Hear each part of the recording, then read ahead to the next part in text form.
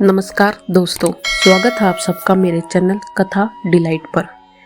प्रबोधिनी एकादशी कार्तिक माह के शुक्ल पक्ष में पड़ने वाली एकादशी को कहा जाता है। प्रबोधिनी एकादशी को देव उठनी एकादशी या देवोत्थान एकादशी के नाम से भी जाना जाता है।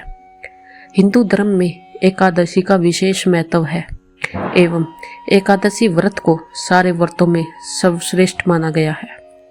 दिवाली के बाद आने वाली एकादशी देव उठनी एकादशी होती है।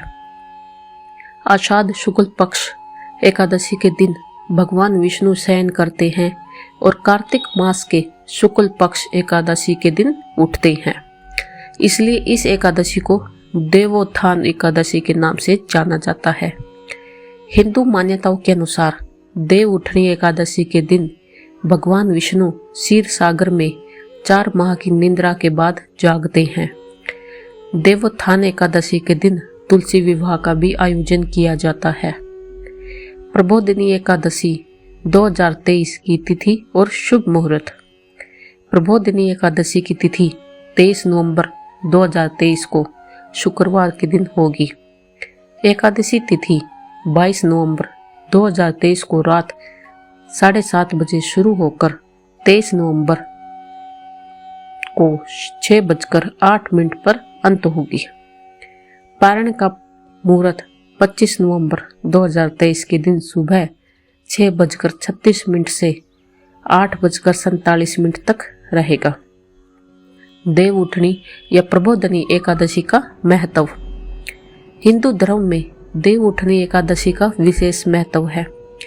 भगवान विष्णु के 4 मास के शयन काल के दौरान विवाह आदि मांगलिक कार्य नहीं किए जाते हैं, परंतु देवोत्थान एकादशी के दिन भगवान विष्णु के जागने के बाद शुभ एवं मांगलिक कार्य शुरू होते हैं। इस कारणवश देवोत्थान एकादशी बहुत ही महत्वपूर्ण एकादशी होती है। इस दिन से सारे शुभ काम होने शुरू हो जाते हैं। देवोत्थान एकादशी को तुलसी विवाह के रूप में भी मनाया जाता है। सच्चे मन एवं श्रद्धा से देवोत्थान एकादशी व्रत करने वाला व्यक्ति के सारे पापों का विनाश होता है तथा उसके कष्टों का भी निवारण होता है। चलिए सुनते हैं देव उठनी एकादशी व्रत कथा। एक समय की बात है जब नारद जी ने ब्रह्मदेव से पूछा कि हे पिता, कृपया करके आप मुझे प्रबोधिनी एकादशी के महत्व के बारे में विधान पूर्वक बताइए। यह सुनकर ब्रह्मा जी ने कहा कि हे पुत्र, कार्तिक मास के शुक्ल पक्ष में पड़ने वाली इस एकादशी का फल एक सहस्त्र अश्वमेघ तथा 100 राजसूय यज्ञ के फल के बराबर होता है। आश्चर्यचकित होकर नारद जी ने पूछा कि हे पिता, इस एकादशी पर एक संध्या भोजन करने तथा पूरे दिन उपवास करने से क्या क्या फल प्राप्त होता है, कृपया कर विस्तार पूर्वक समझाइए। इस पर ब्रह्मदेव ने कहा, हे नारद, एक संध्या को भोजन करने से 2 जन्म के तथा पूरे दिन उपवास करने से 7 जन्म के पापों का नाश होता है। जिस वस्तु को तीनों लोकों में प्राप्त करना मुश्किल है, वह वस्तु भी प्रबोधिनी एकादशी के व्रत से सहजता से प्राप्त की जा सकती है। हे पुत्र, प्रबोधिनी एकादशी के दिन जो भी मनुष्य श्रद्धा पूर्वक पुण्य करता है, उसका पुण्य पर्वत समान अटल हो जाता है। जो मनुष्य केवल अपने हृदय के अंदर ही प्रबोधिनी एकादशी व्रत करने की ठान लेता है, उसके कई जन्मों के पाप नष्ट हो जाते हैं। जो मनुष्य प्रबोधिनी एकादशी के दिन रात्रि जागरण करते हैं, उनकी पिछली पीढ़ी एवं आने वाली 10 पीढ़ी विष्णु लोक में वास करती है। प्रबोधिनी एकादशी के दिन रात्रि जागरण करने का फल अश्वमेघ आदि यज्ञों के से भी अधिक माना जाता है। हे पुत्र, इस पूरे जगत में उसी मनुष्य का जीवन सफल है जिसने प्रबोधिनी एकादशी के व्रत के द्वारा अपने कुल को पवित्र तथा पावन किया है। संसार के समस्त तीर्थ प्रबोधिनी एकादशी का व्रत करने वाले के घर में वास करते हैं। भगवान विष्णु के प्रसन्नता के लिए प्रबोधिनी एकादशी का व्रत अवश्य करना चाहिए, क्योंकि यह एकादशी भगवान विष्णु को अत्यंत प्रिय है। इस एकादशी व्रत के जरिए मनुष्य जन्म मरण के चक्कर से मुक्त हो जाता है। प्रबोधनी एकादशी व्रत करने का फल पुण्य समस्त जीवन के पुण्य से बड़ा होता है।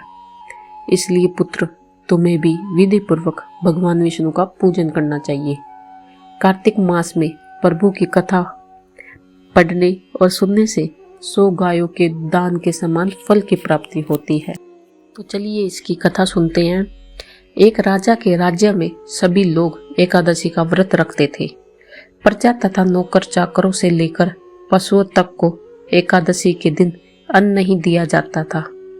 एक दिन किसी दूसरे राज्य का एक व्यक्ति राजा के पास आकर बोला, महाराज, कृपा करके मुझे नौकरी पर रख ले।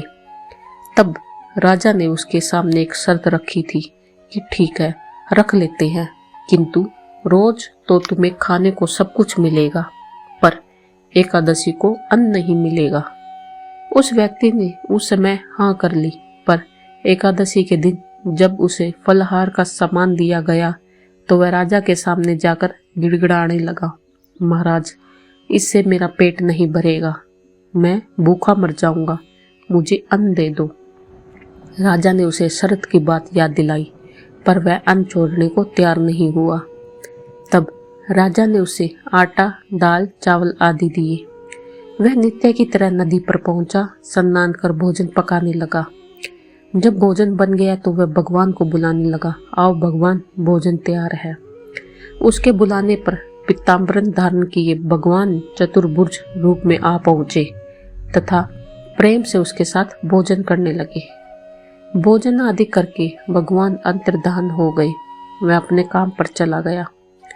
15 दिन बाद अगली एकादशी को वह राजा से कहने लगा कि महाराज, मुझे दुगना सामान दीजिए।